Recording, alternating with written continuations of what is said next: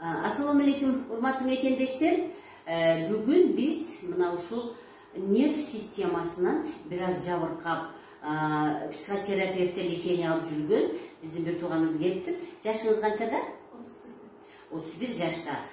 Сиз ушу психотерапевтте канча жылдан бери жүрөсүз? Сентябрдан бери, 2020 сентябрдан бери. Ушул жака барардан мурун сизде эмне деген даттануулар болгон? Нервный тик. Уйкуңуз кандай болгон? Уйку качкан, жакшы уктабагансыз, Башыңыз ооручу эле? Башыңыз ооручу. Мындай турмушка мындай көңүлүңүз ачылбай, ыйлаңыз келет, тез кырданасыз, эчтеке жакпайт, ыжалатчылык, Сиз психотерапевттен дары-дармек ачып ичип жүрдүңүз. Бирок ушул дарылар жакшы жардам бербегендигинен андан күчтүүрөөгүн жаза баштадыңыз, Күчтүүрөөгүн ичтиңиз, дагы эле сизде эч кандай жылыш көрбөйт аз, Эми сиз ушу дарыны ичкенде эле бир аз уктайсызбы? Дарыны ичкенде уктайм жакшы. Күчтүү дары ичпесем уктай албайсыз. Азыр эми мага келүүңүздүн себеби эмне болду? Себеби 2 күндөн бери ошол көңүлүм айланып, башым айланып, кыйналып атасыз. Көңүлүңүз айланып, башыңыз айланып атат. Ичиңизде бир жерде оору барбы, жокпу? Ичимде бар, менде эч катуу дайым эле бар. Так, дагы эле баягы турмушка жакшы ойлорго умтулуу жок, нерв иштеткениңиз күчөп атат, кычыданасыз, ыйлап атасыз, Ошол мурунку даттанууңуз ошол боюнча жылбай эле турат, Урматтуу мекендештер, муну менен мен мына биздин пациенттарды мен көрдүм. Мына азыр мен ичим басайын, мына өзү айтат. Так, демек, бул мына мен сиздин ичиңизди бастым. Бул оору кайсы жакка кетти, ушул оору? Табарыска кетти. А мына оору кайка кетти? Көңүлүм айланды. Көңүлүңүз айланды. Так, могул оору кайка кетти?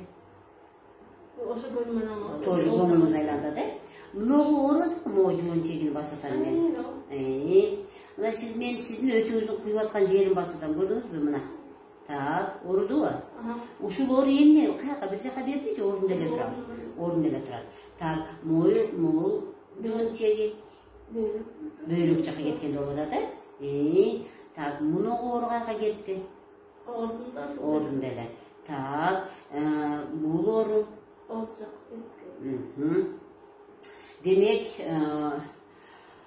урматтуу мекендештер, биздин бир улуу бир врач мынтип айтып кеткен да, эгерде биз психологдун, психотерапевттин жанына, жада калса психбольницанын жанына терапевт врачты жана гастроэнтеролог врачты отургузуп койсок, анда бизде ушул психика жагынан өзгөргөн адамдар болбойт деп айткан да.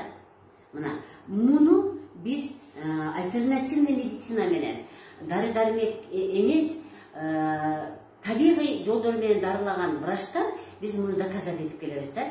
Мынакей, ошол эле психологический жалоктар, ошол эле кыжырдануу, ыйлоо, көңүлүн ачылбашы, биринеге кызыкпай калышы, мунун бардыгы курсакта экенин мына биздин бир тууганыбыз азыр көрсөттү. Көрдүңүзбү? Өт жакшы куйбай калса, ичеги жакшы иштебей калса, ички ичеги болобу, жоон ичеги болобу, өт башыкчасы болобу, өт трубкасы болобу, ашказан болобу, бөйрөк болобу, мунун бардыгы ушул ички орган жакшы иштебей калганда, ушул органдын артында турган чоң аорта деген кан тамыр бар. Ошол кан тамырдан дагы кандын айлануусунун ылдамдыгы бузулуп, мээге жакшы кан барбай калгандыгынан адам психика жагынан өзгөрө баштайт. Демек, биз адамдын психикасын жакшы кылыш үчүн психотерапевтке жөнөткөндөн көрө, психологко жөнөткөндөн көрө, биз гастроэнтеролог катары, терапевт катары ушул келген пациенттин ичин дарылай турган болсок, анда биз бул мээге кеткен даттануулардын баарын алып салганга чоң мүмкүнчүлүк бар.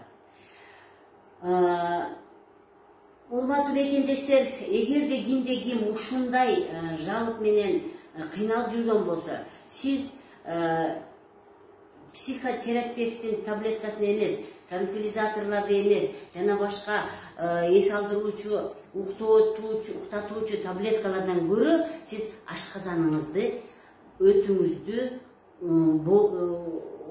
онекелик ичегини, ички жана жоон чегилерди дарыласаңыз эле сиз ушул даттануудан арыласыз деп мен айтып кетер элем. Саламатта болуңуздар, деніңіздер сак болсун.